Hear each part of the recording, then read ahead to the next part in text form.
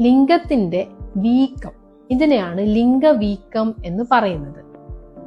ഈ ലിംഗത്തില് ഏത് ഭാഗത്താണ് വീക്കം ഉണ്ടാകുന്നത് എന്ന് ആശ്രയിച്ച് ഇതിനെ 3ആയിട്ട് തരംതിരിക്കുന്നുണ്ട്.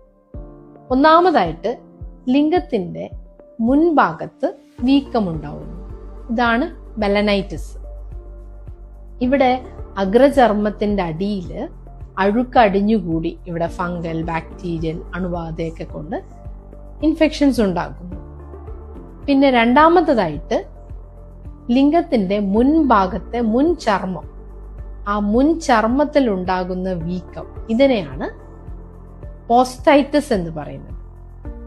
മൂന്നാമതായിട്ട് ഇവിടെ ലിംഗത്തിന്റെ മുൻഭാഗത്തും ഒപ്പം ലിംഗചർമ്മത്തിന്റെ മുൻഭാഗത്തും ഒരേ സമയം അണുബാധയും അതുപോലെ തന്നെ വീക്കവും.